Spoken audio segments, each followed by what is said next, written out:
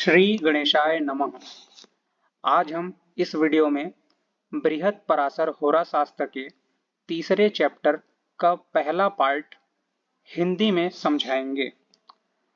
जिन लोगों को नहीं पता है, पराशर ऋषि वेदव्यास के पिताश्री थे, जिन्होंने ज्योतिष शास्त्र के ऊपर यह पुस्तक लिखा है। इस पुस्तक के अंदर 97 चैप्टर हैं। 97 चैप्टर एस्ट्रोलॉजी के ऊपर लिखे गए। आज हम तीसरे चैप्टर को शुरू करेंगे।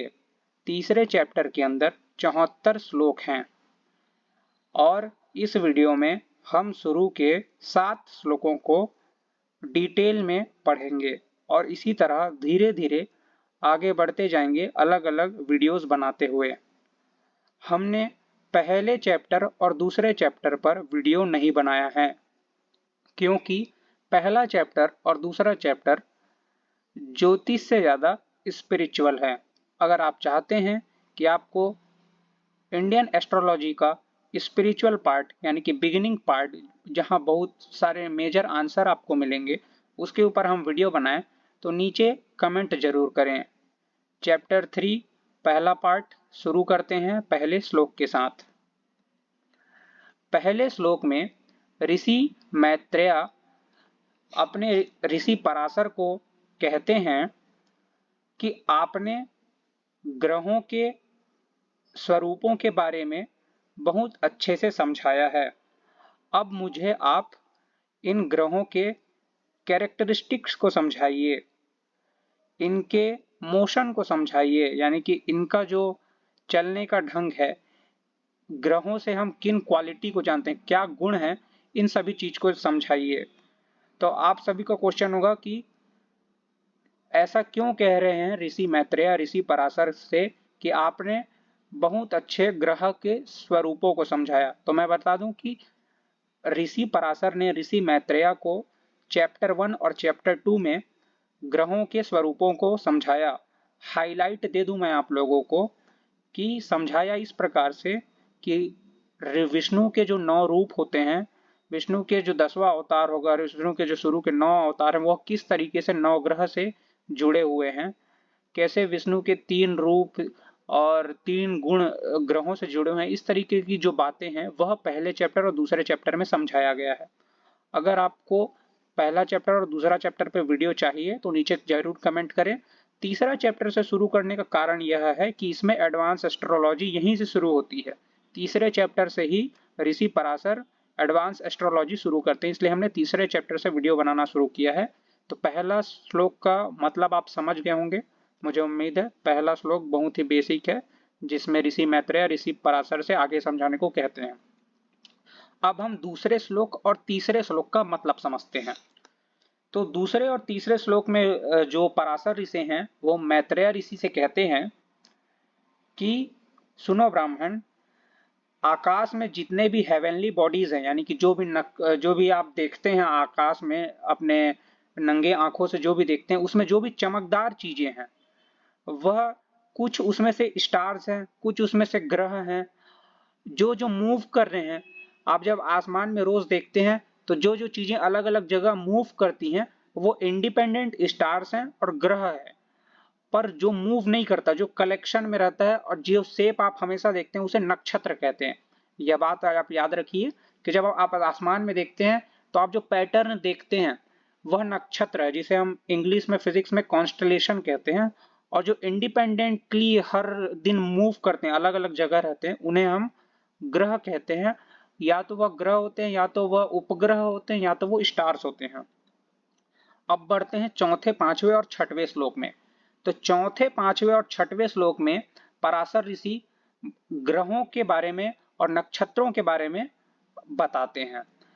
तो आपको बता दूं कि ग्रह मूव करता है और नक्षत्र मूव नहीं करता है, और ग्रह नक्षत्रों के बीच से मूव करता है। यानी कि कई बार आप देखेंगे कि एक नक्षत्र, एक कॉन्स्टलेशन है, वो जब आप नंगी आंखों से आसमान को देखेंगे तो आप या फिर टेलीस्कोप की मदद से, तब नक्षत्र आपको सेम जगह दिखाई देंगे पर ग्रह उसी एरिया से मूव कर रहे होंगे। यानी कि आप आसमान को एज अ सरफेस देखते हो। आसमान एक सरफेस नहीं है, वो तो एक 3D पूरी तरीके से 3D वर्ल्ड है, नक्षत्र अलग जगह में, ग्रह अलग जगह में, पर जब आप पृथ्वी से देखते हो आसमान को तो आप एज अ 2D सरफेस देखते हो। आपको ऐसा लगता है कि नक्षत्र है और उसके सामने से ग्रह मूव कर रहा है, तो वही इसमें बताया गया है। आपको बता दूं कि हमारे ऋषियों ने पहले ही इसी श्लोक में पराशर ऋषि ने बताया और भी कई सारे ऋषियों ने बताया कि 27 नक्षत्र होते हैं। कुल मिलाकर कितने नक्षत्र होते हैं? 27 नक्षत्र होते हैं जो हमें खुली रंगी आंखों से आसमान में दिखाई देता है। वह 27 नक्षत्र अश्विनी नक्षत्र से शुरू होता है और 27 नक्षत्र के नाम क्या है वह मैं आपको आगे बताता हूं। हमारा जो एस्ट्रोलॉजी है वो पृथ्वी के जब आप जो एक्सिस को आप जब सेंटर मानोगे, इमेजिनरी सेंटर मानोगे और एक इमेजिनरी सर्कल ड्रॉ करोगे तो उसे 12 बराबर भागों में विभाजित करता है।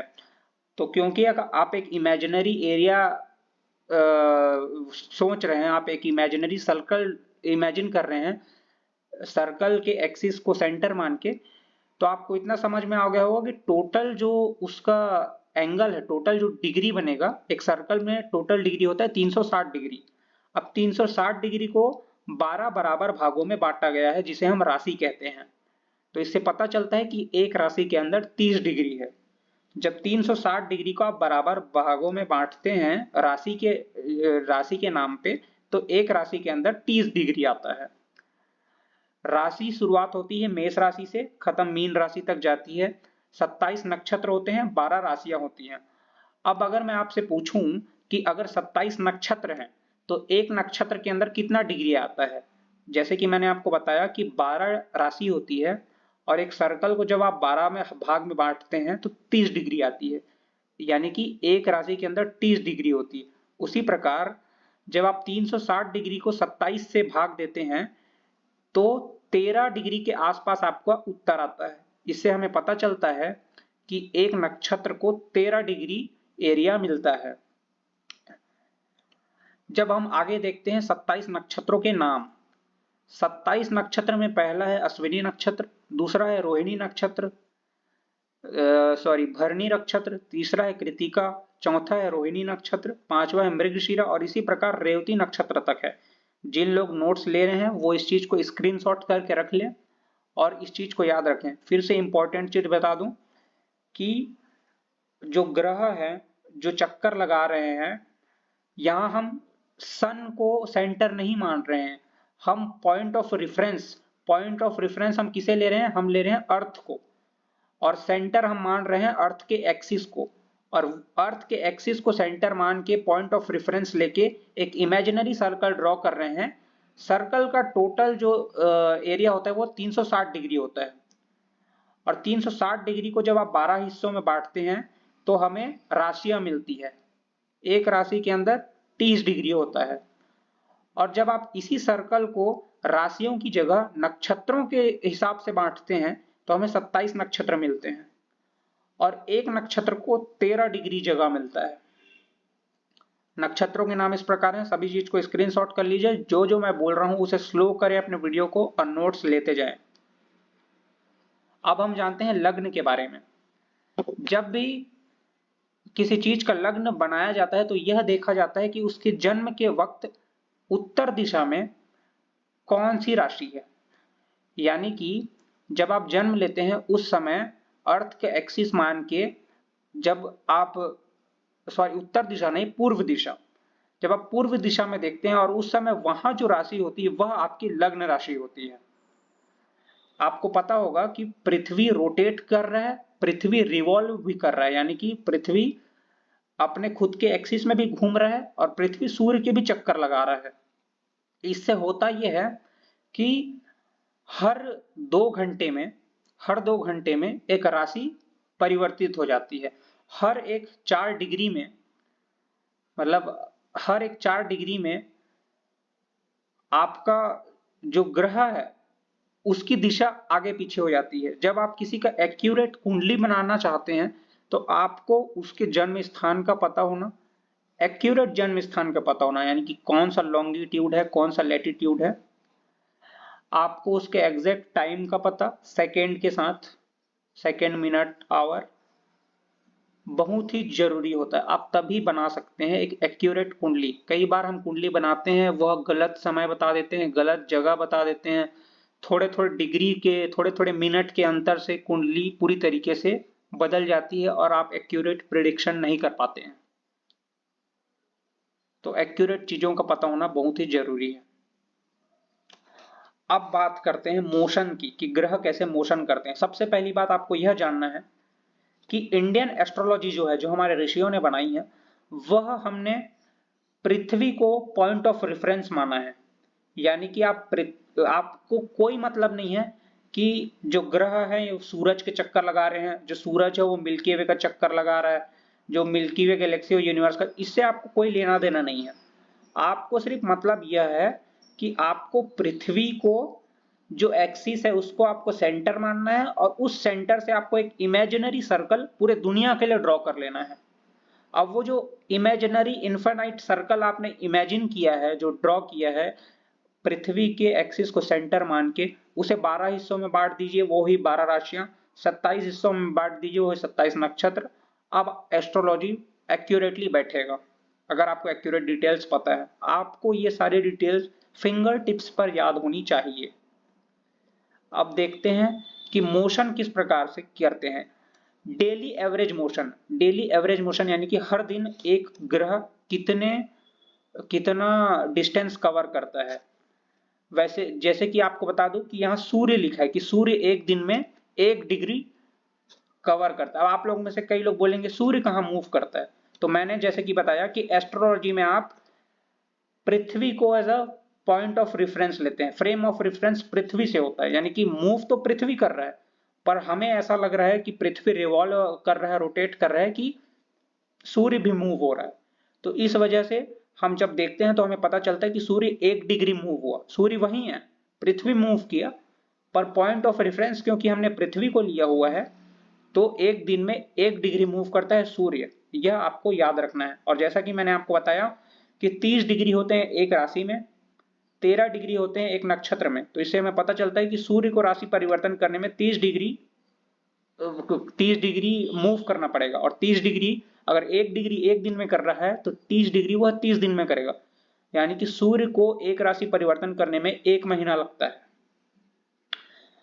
चंद्र 13 से 15 डिग्री मूव करता है एक दिन के अंदर। यानी कि चंद्र फटाफट नक्षत्र बदलता है। मतलब हर दिन वह नक्षत्र बदलता है। मंगल 30 से 45 मिनट। अब मिनट जिन लोग को नहीं पता उन लोग को मैं बता दूं, आप ये समय वाला मिनट मत देखिए। 1 डिग्री को जब आप 60 हिस्सों में बांटते हैं तो जो उसका 60वां हिस्सा होता है वह कहलाता है 1 मिनट। यानी कि 60 मिनट मिलके 1 डिग्री बनाते हैं।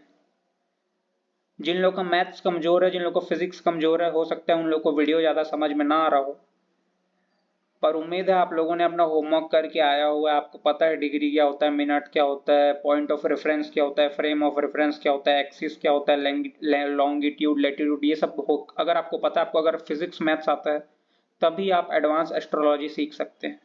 बिना आपको साइंस आए आप एडवांस एस्ट्रोलॉजी नहीं सीख पाएंगे। हमारे ऋषि बहुत ही एडवांस थे। आपको थोड़ा साइंस में पकड़ बनाना होगा, मैथ्स में पकड़ बनाना होगा, स्पेशली फिजिक्स में पकड़ बनाना होगा। तो बता दूं मिनट क्या होता है। जब आप 1 डिग्री को 60 हिस्सों में बांटेंगे तो जो 1/60 हिस्सा होता है वह कहलाता है 1 मिनट। 60 मिनट मिलके 1 डिग्री बनाते हैं। यह आपको याद रखना है।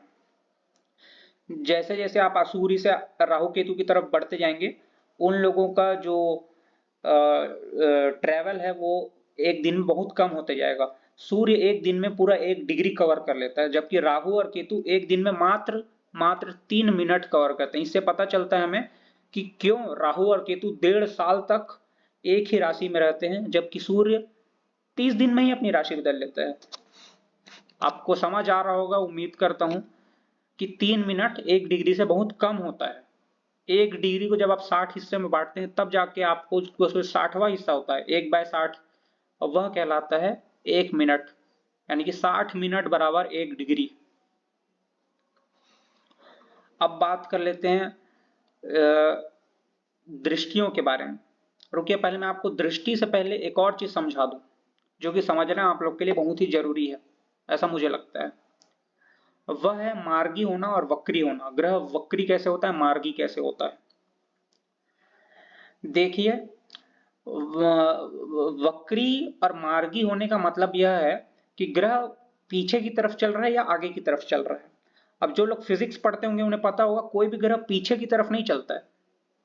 तो फिर ऐसा क्यों कहा गया कि वो पीछे की तरफ चलता है? कि जैसे कि मैंने फिर से बताया कि एस्ट्रोलॉजी में जब आप अर्थ को as a point of reference लेते हैं, as a frame of reference लेते हैं, और जब आप दूसरे ग्रह को ऑर्बिटल मोशन को देखते हैं, जैसे कि आप जुपिटर को देख रहे हैं, तो आपको पता होगा कि जुपिटर एक रिवॉल्यूशन करने में 12 साल लगाता है, जबकि अर्थ एक रिवॉल्यूशन 365 दिन में कर लेता है। यानी कि जुपिटर के एक रिवॉल्यूशन के अंदर अर्थ का 12 रिवॉल्यूशन हो जाएगा। अर्थ का जो ऑर्बिट है वो जुपिटर के ऑर्बिट से बहुत कम है। तो जब इस वजह से क्या होता है कि आप जब जुपिटर को देख रहे होते हैं और पृथ्वी आगे बढ़ रहा होता है, तो आप देखते हैं कि जुपिटर धीरे धीरे धीरे धीरे आपके पास आता है, आपके एग्जैक्ट सेम इक्वल में आ जाता है। फिर जैसे जैसे आप आगे बढ़ते हैं तो जुपिटर पीछे जा रहा होता है, तो आपको लगता है कि जुपिटर अब पीछे जा रहा है। पहले आपको लगा कि जुपिटर आगे जा रहा था, फिर आप एक ऐसे जगह में आए जहां जुपिटर आपकी सीधा में था। अब आप जैसे जैसे आगे बढ़ रहे हैं अपने ऑर्बिटल मोशन में, पृथ्वी जैसे जैसे आगे बढ़ता है, तो आपको लगता है कि जुपिटर पीछे जा रहा है। जुपिटर पीछे नहीं जा रहा है, जुपिटर आगे ही जा रहा है, पर क्योंकि आपका ऑर्बिट का लेंथ कम है, आप सन का रिवॉल्यूशन 365 दिन में कर लेते हैं, आपका ऑर्बिट कम है, तो आप उससे आगे बढ़ जाते हैं, जुपिटर से आगे बढ़ जाते हैं, तो आपको लगता है जुपिटर पीछे जा रहा है। तो जब जब हम ऐसी स्थिति में पहुंचते हैं जहां हमें यह अपीयर होता है कि जुपिटर पीछे जा रहा है, तो हम कहते हैं कि वह वक्री हो गया। अब जब वो आगे रहता है तो हम कहते हैं वो मार्गी हो गया। उम्मीद है आप लोग को समझ आ रहा होगा। जिन्होंने फिजिक्स पढ़ा होगा उन्होंने रेट्रोग्रेड मोशन के बारे में पढ़ा होगा कि कैसे हमें अपीयर होता है कि कोई ग्रह पीछे जा रहा है। वो पीछे जा नहीं हो रहा होता है, वो हमें ऐसा लगता है क्योंकि हमारा जो फ्रेम ऑफ रेफरेंस है वो पृथ्वी है। पृथ्वी का ऑर्बिट का साइज अलग है, सैटर्न का ऑर्बिट का साइज अलग है, जुपिटर का ऑर्बिट का साइज अलग है, हर ग्रह के ऑर्बिट का साइज अलग है। इस वजह से कई बार हमें ऐसा अपीयर होता है कि ग्रह पीछे जा रहे हैं, और उस वक्त हम कहते हैं कि ग्रह वक्री हो गया या ग्रह मार्गी हो गया, पर ऐसा होता नहीं है। आपको अगर एडवांस एस्ट्रोलॉजी समझना है तो सबसे पहले आपको मैथ्स आना चाहिए, फिजिक्स आना चाहिए, साइंस आना चाहिए, कॉमन आपको नॉलेज होनी चाहिए, वरना आप नहीं समझ पाएंगे। उम्मीद है यह वीडियो इंफॉर्मेटिव लगा हो।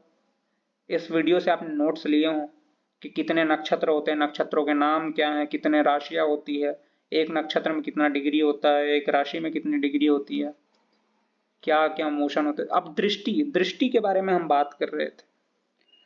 सबसे पहली बात, जब आप बिगिनर लेवल पे होते हैं, आप यूट्यूब वीडियो से दृष्टि पढ़ते हैं, तो आपको बस कुछ ग्रह के कुछ पर्टिकुलर दृष्टि बता दी जाती है। जैसे मंगल ग्रह के बारे में पढ़ रहे हैं तो मंगल ग्रह का बता देगा, चौथा दृष्टि है, सातवां दृष्टि है, आठवां दृष्टि है। अब बता दूं कि दृष्टि 7 प्रकार की होती है। 0 डिग्री की दृष्टि, 3 डिग्री की दृष्टि, 6 डिग्री की दृष्टि, 12 डिग्री की दृष्टि, 24 डिग्री की दृष्टि और 30 डिग्री की दृष्टि। अब इसके बारे में और अच्छे तरीके से हम अगले वीडियो में बात करेंगे। अगर आपको यह वीडियो पसंद आया हो, हमने अभी सिर्फ और सिर्फ 7 ही श्लोक कवर किए हैं। कितने श्लोक कवर किए हैं? 7 श्लोक, और तीसरे चैप्टर के अंदर 74 श्लोक है। तो यह पार्ट 1 था। इसी तरीके से हम पार्ट 2, पार्ट 3, पार्ट 4, पार्ट 5 बनाएंगे, और एक एक वीडियो में 10 श्लोक, 12 श्लोक, 6 श्लोक, 7 श्लोक कवर करते जाएंगे और एडवांस एस्ट्रोलॉजी सीखेंगे। उम्मीद है आज के वीडियो में आपको समझ आया हो सब चीज। लाइक करें, वीडियो को सब्सक्राइब करें, और कोई डाउट हो तो हमारे फोन नंबर में मैसेज करके पूछ सकते हैं। धन्यवाद।